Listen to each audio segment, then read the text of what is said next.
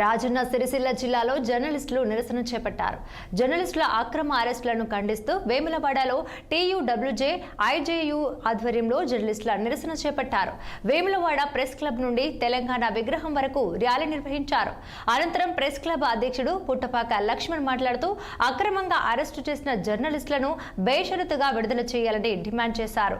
జర్నలిస్టుల పట్ల ప్రభుత్వ వైఖరిని నిరసిస్తూ ప్రభుత్వానికి వ్యతిరేకంగా నినాదాలు చేశారు. జర్నలిస్టులపై అక్రమ నిర్బంధంలో అక్రమ అరెస్టులను చేస్తున్నారని మండిపడ్డారు. ఇది ఇలాగే కొనసాగితే పెద్ద ఎత్తున ధర్నాలు ర్యాలీలు చేస్తామని హెచ్చరించారు.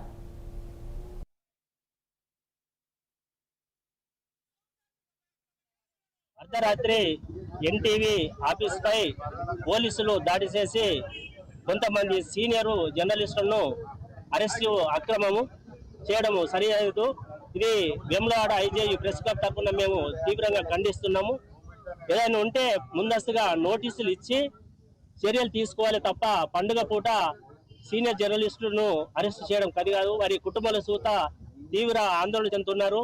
ఇప్పటికైనా వెంటనే వారి వదిలిపెట్టాలని, ఏదైనా ఉంటే కోర్టు ద్వారా నోటీసులు ఇచ్చి చూడాలి తప్ప ఏదో దొంగలను అరెస్ట్ చేసినట్టు చేయడం కరెక్ట్ కాదని వేములవాడ ప్రెస్ క్లబ్ తరఫున తీవ్రంగా ఖండిస్తున్నాం.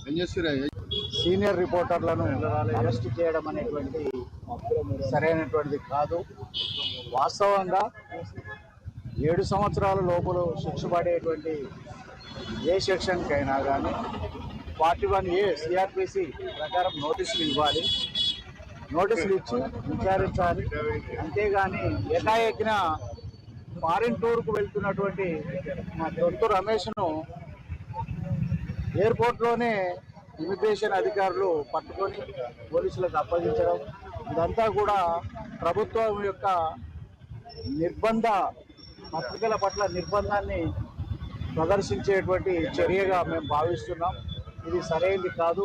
ప్రభుత్వం ఇప్పటికైనా కానీ ఆలోచించి జర్నలిస్టులపై ఉదాసీనంగా వ్యవహరించాలి.